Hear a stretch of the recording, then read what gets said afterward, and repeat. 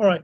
Hello, my name is Shanavar Hussain, and today, along with my group members, I'm going to present the slides for forensic analysis of the 2023 MOVEit cyber attack and the Nova Scotia case. So let's move on to the first slide. Now, the first slide is the introduction slide representing this introduction sets the stage by summarizing how MOVEit cyber attack, which exploited an unknown zero-day vulnerability and had led to extensive data theft. Now, Nova Scotia CSDs promptly detected and responded to the breach. Key forensic tasks included network logs and memory analysis to understand attackers' behavior. Additionally, practical tasks such as network forensic analysis and memory forensics are discussed as well. Moving on to the next slide, we have incident overview and timeline as well. How did the incident occur at what time?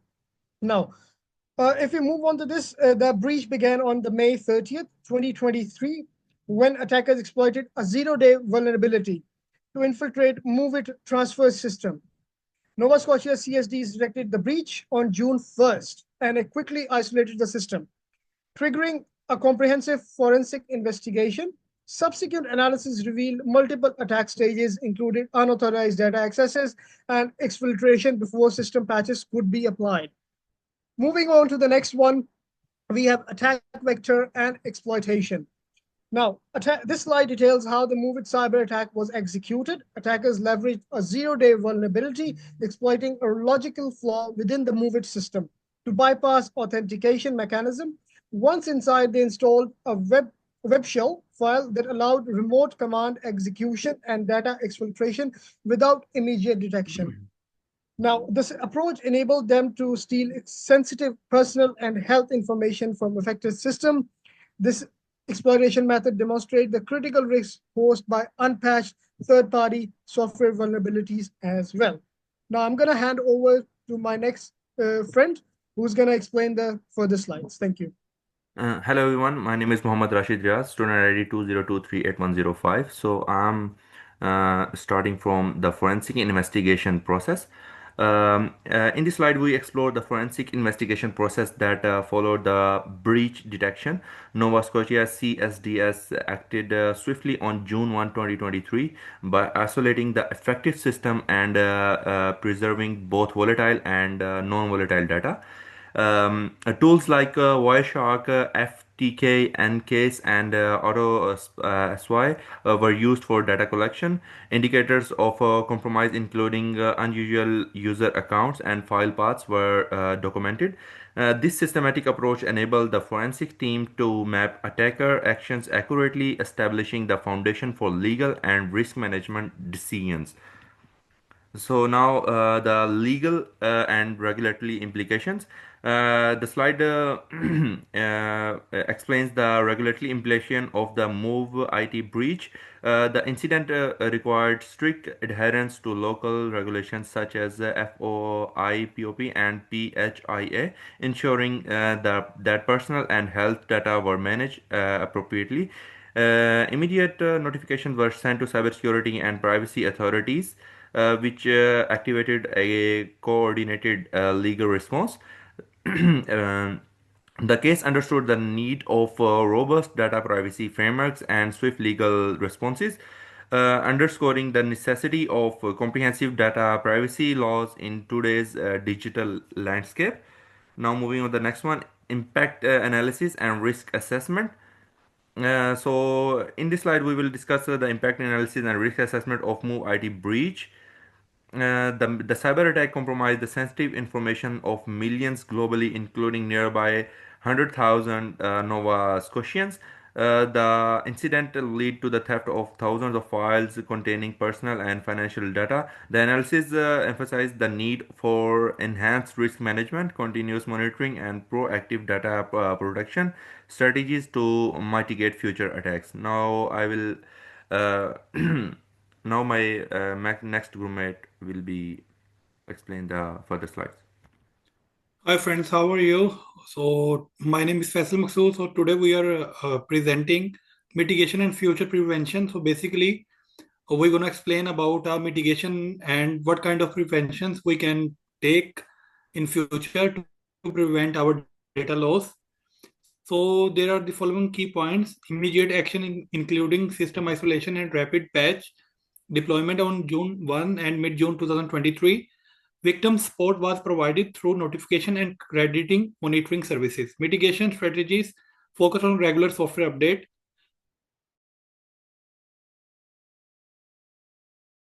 Adopt of cybersecurity framework recommended.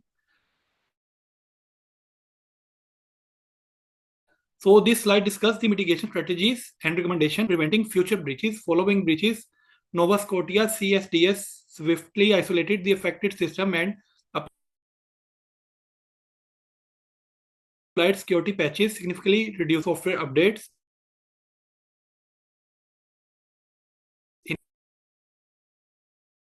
enhanced network segmentation, and vigilant zero-day. Next slide.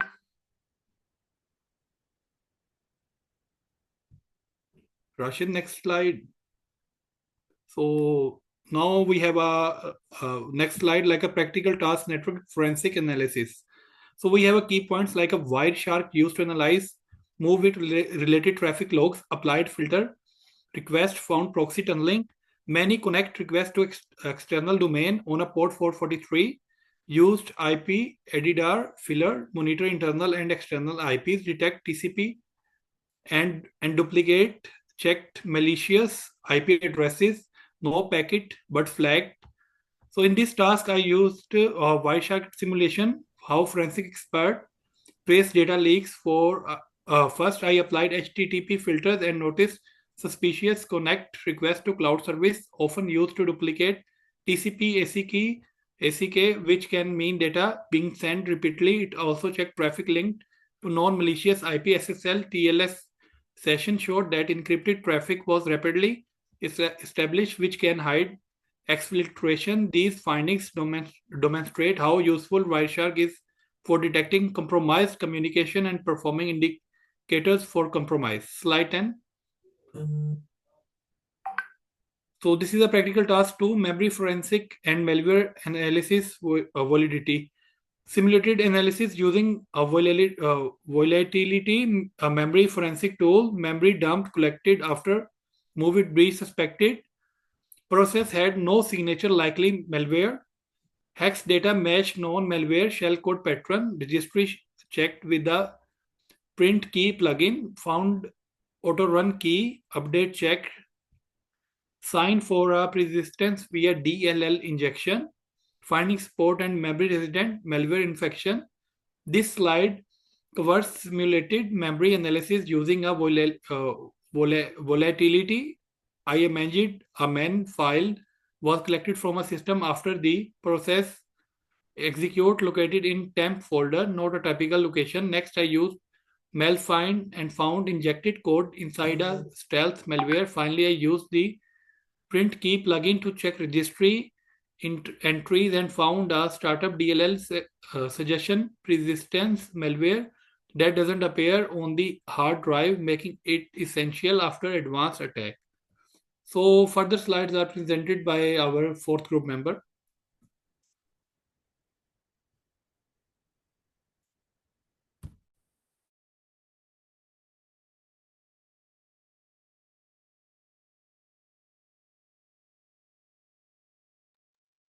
Can you please unmute your mic? Hasnan, your mic is mute. Oh, sorry. I will continue from the 11th slides that we have key lessons that we have learned from this cyber attack system that being held by the company.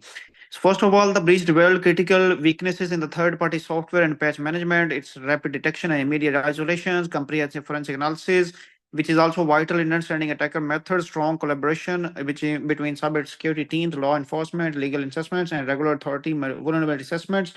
And also, there's a future strategies that must integrate upgrade cybersecurity framework and proactive risk management practice. Next slide, please. No, they're the future trends and recommendations that are being taken by the company. And the future trends are it increase the use of AI and machine learning. It also wider adoption of the zero trust model expected across sectors and automation in forensic investigations.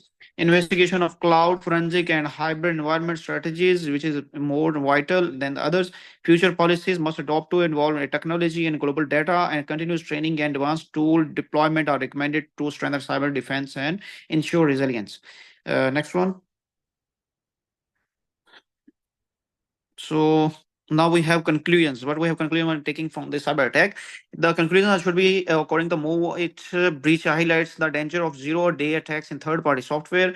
Nova Scotia structure, digital resilience depends upon a proactive risk assessments, memory and network forensics, a strong coordination among agencies, and timely victim support build public trust. And the least one is last but not the least, organization must invest in advanced tools that spent on the trainings, collaborative cybersecurity strategies.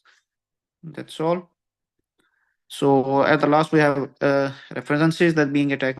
So that's all that we have done according to this one. Thank you so much. Thank you so much all. No worries. Thank You're you. welcome. Thank you so much.